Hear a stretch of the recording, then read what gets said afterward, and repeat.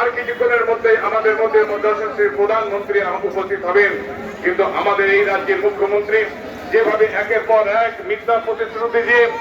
আমাদের এখানকার দীর্ঘদিনের ক্ষমতা, দীর্ঘদিনের যে আশা, দীর্ঘদিনের যে স্বপ্ন, বেকারদের সেই স্বপ্নকে ধূলিসাৎ করেছে, একের পর এক শিল্প ধ্বংস করেছে এবং এখানকার মায়েদের, বোনেদের তাদেরকে সম্মান রক্ষা করতে পারেনি, এখানকার পুলিশ প্রশাসনকে দলদাসে পরিণত করেছে। তাই আমরা বলবো আজকে এই পশ্চিমবঙ্গে আজকে কোনো শাসন ব্যবস্থা আজকে ভেঙে পড়েছে, স্বাস্থ্য ব্যবস্থা ভেঙে পড়েছে, শিক্ষাকে তো শেষ করে দিয়েছে। তাই এইরকম একটা নৈরাজ্যে পরিণত করেছে এখানকার মুখ্যমন্ত্রী এবং তৃণমূল পরিচালিত যে সরকার। তাই ভারতীয় জনতা পার্টি চাই যে এই নৈরাজ্য থেকে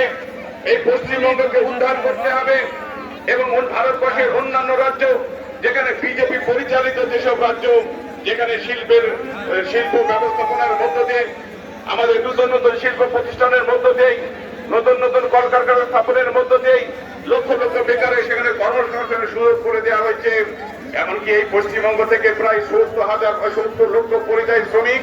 আজকে ভারত বিজেপি পরিচালিত যেসব রাজ্যে সরকার চলছে সেখানে আজকে কর্মসংস্থান সেখানে গিয়ে করছে। তাই আমরা চাই যে এই পশ্চিমবঙ্গে বসে, এই নিজের ঘরে বসে নিজের এখানে খেয়ে আমাদের পশ্চিমবঙ্গে যদি ভারতীয় জনতা পার্টি ক্ষমতা আসে তাহলে আবার নতুন উদ্যমে এখানে শিল্প স্থাপন হবে, কর্মক্ষেত্রে সুযোগ সুবিধা হবে এবং শুধু তাই নাই, পুলিশ প্রশাসনকে তারা আইনের প্রশাসন দেয়, তারা